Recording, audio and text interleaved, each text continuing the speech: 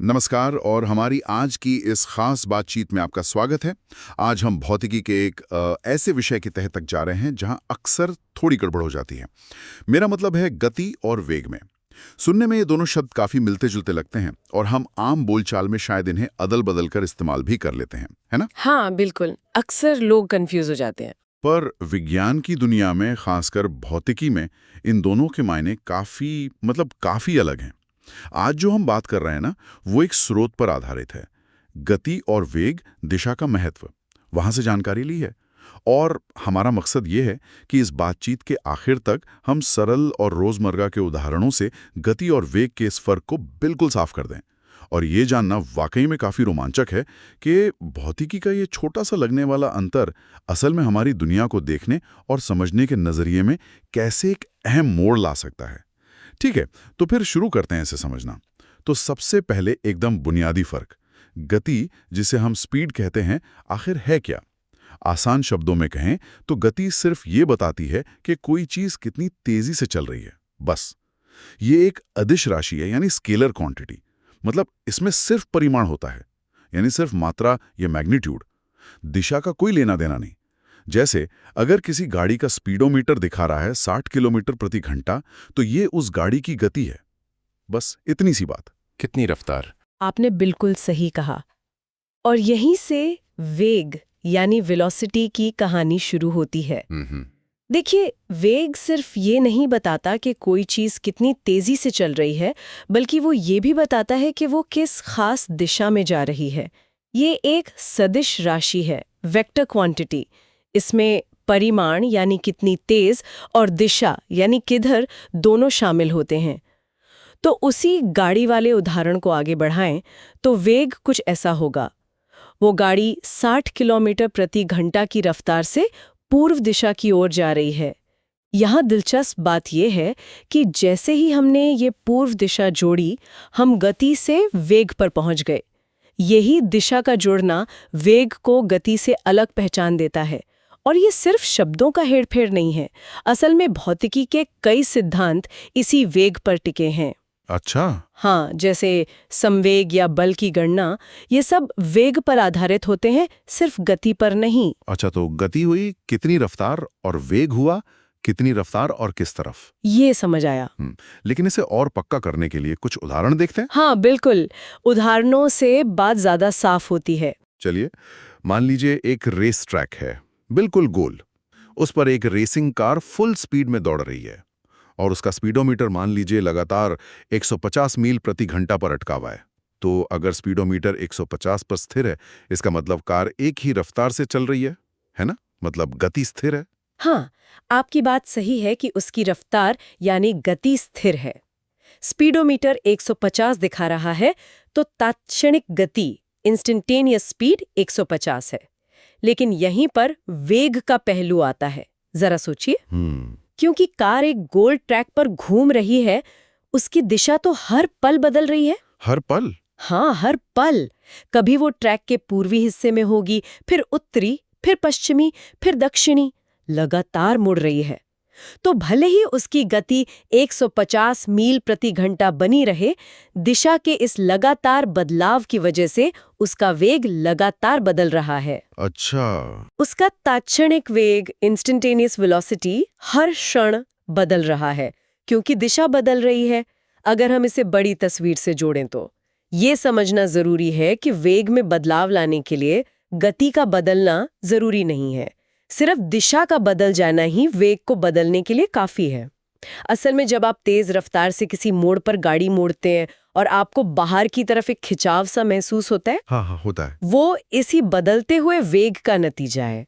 त्वरण हो रहा होता है क्योंकि वेग की दिशा बदल रही है। अरे वाह, ये तो कमाल की बात है। मतलब स्पीड वही, पर दिशा बदलने से वेग बदल गया और हमें उसका एहसास भी होता है।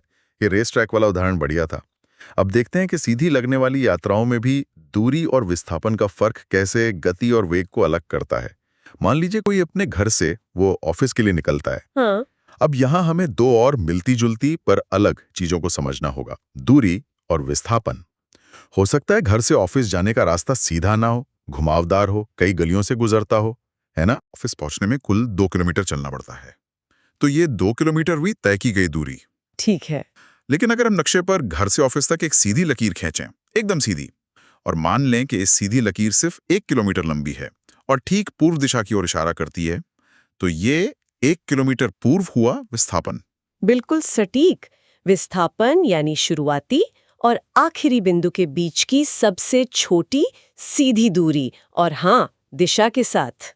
अब मान लेते हैं कि घर से ऑफिस तक का ये 2 किलोमीटर का घुमावदार रास्ता तय करने में 30 मिनट यानी आधा घंटा लगता है। आधा घंटा। ठीक है, आधा घंटा। तो अब हम इस यात्रा के लिए औसत गति और औसत वेग दोनों निकाल सकते हैं और देखेंगे कि वो कैसे अलग है। औसत गति निकालने के लिए हम कुल तय की गई दूरी को कुल लगे समय से भाग देंगे। तो औसत गति इज इक्वल टू 2 किलोमीटर 0.5 घंटे इज इक्वल टू 4 किलोमीटर प्रति घंटा। 4 किलोमीटर प्रति घंटा। ठीक है। अच्छा, तो नतीजे बिल्कुल अलग हैं। औसत गति 4 किलोमीटर प्रति घंटा और औसत वेग सिर्फ 2 किलोमीटर प्रति घंटा पूर्व। तो इसका मतलब है कि मेरी जो असल मेहनत हुई, जो मैंने 2 किलोमीटर पैदल चलकर की, वो औसत गति में दिख रही है। हाँ। लेकिन मेरी जगह में जो असल बदलाव आया, मतलब मैं अपने शुरुआती बिंदु से कितना दूर और किस दिशा में हटा, उसका हिसाब औसत वेग रखता है। बिल्कुल। एक तरह से ये दो अलग-अलग कहानियां हैं एक ही यात्रा की। इसे और साफ करने के लिए एक छोटा सा उदाहरण लेते हैं। मान लीजिए आप किसी पार्क में टहल रहे हैं। आप एक बिंदु ए से चलना शुरू करते हैं। आप सीधा 100 मीटर पूर्व की ओर चलते हैं और बिंदु बी पर पहुंचते हैं। ठीक है, 100 मीटर पूर्व। फिर आप फौरन पीछे मुड़ते हैं और 100 मीटर पश्चिम की ओर चलकर वापस उसी शुरुआती बिंदु ए पर आ जाते हैं। अच्छा, वापस वहीं आ गए। हाँ, मान लीजिए इस पूरे आने जाने में आपको 100 सेकंड का समय लगा। ठीक, 100 सेकंड। अब हिसाब लगाते हैं। कुल तय की गई दूरी कितनी हुई? 100 मीटर जाने में और 100 मीटर वापस आने में। 200 मीटर। सही। 100 + 100 इज इक्वल टू 200 मीटर्स। तो औसत गति क्या होगी? कुल दूरी कुल समय is equal to 200 metres 100 second is equal to 2 metres प्रति सेकंड। 2 मीटर प्रति सेकंड, ये हुई औसत गति। बिल्कुल। लेकिन अब सोचिए, विस्थापन कितना हुआ? विस्थापन शुरू किया ए से, वापस आ गए ए पर, तो दूरी तो 0 हुई। हाँ, शुरुआती और अंतिम बिंदु के बीच की सीधी दूरी वो तो 0 है, क्योंकि आप वहीं वापस आ गए। तो विस्थापन 0। विस्थापन 0 है। अब औसत वेग क्या होगा? विस्थापन कुल समय is equal to 0 metre 100 second. 0। 0 metre प्रति सेकंड। क्या बात है, मतलब औसत गति 2 मीटर प्रति सेकंड है, लेकिन औसत वेग 0। तो इसका मतलब है कि कोई बहुत मेहनत करके पसीना बहाकर एक लंबा चक्कर काट के वापस आ जाए, तो भौतिकी के नजरिए से उसका औसत वेग 0 होगा। ये तो सुनने में थोड़ा अजीब है। हाँ, रोजमर्रा के नजरिए से ये अजीब लग सकता है, पर भौतिकी के लिए ये बिल्कुल सही है। वेग का मतलब ही है स्थिति में बदलाव की दर। अगर आपकी स्थिति आखिर में बदली ही नहीं, तो कुल मिलाकर आपका औसत वेग 0 ही होगा, भले ही आपने बीच में कितनी भी दौड़ भाग क्यों न की हो। ये एक महत्वपूर्ण सवाल उठाता है कि हम किस संदर्भ में बात कर रहे हैं, किस चीज को नाप रहे हैं। अगर हमें सिर्फ ये जानना है कि कोई कितनी तेजी से चला, तो गति देखिए। लेकिन अगर ये जानना है कि उसकी स्थिति में कुल मिलाकर कितना और किस दिशा में परिवर्तन हुआ, तो वेग ही काम की चीज है। मतलब 0 विस्थापन तो 0 औसत वेग, पक्का। ये पक्का है। ये 0 वेग वाली बात वाकई सोचने पर मजबूर करती है। चलिए, अब तीसरा उदाहरण लेते हैं हवाई जहाज का। ये भी दिलचस्प है। मान लीजिए एक हवाई जहाज हवा के सापेक्ष, मतलब हवा के मुकाबले 500 मील प्रति घंटा की रफ्तार से उड़ रहा है। एयर स्पीड जिसे कहते हैं। सही कहा, एयर स्पीड। ये पायलट के लिए और जहाज के उड़ने की क्षमता के लिए जरूरी है। लेकिन हम जो जमीन पर हैं, ये यात्री जो अपनी मंजिल पर पहुंचना चाहते हैं, उनके लिए जमीन के सापेक्ष गति यानी ग्राउंड स्पीड और वेग ज्यादा मायने रखते हैं। हाँ, बिल्कुल। अब सोचिए, ये जहाज 500 मील प्रति घंटा की एयर स्पीड से पूर्व दिशा की ओर उड़ रहा है, लेकिन ठीक सामने से यानी पश्चिम दिशा से 100 मील प्रति घंटा की रफ्तार से तेज हवा चल रही है, हेडविंड। सामने की हवा हेडविंड, ठीक है। ये हेडविंड जहाज को आगे बढ़ने से रोकेगी, एक तरह से उसकी जमीन के सापेक्ष रफ्तार को कम कर देगी।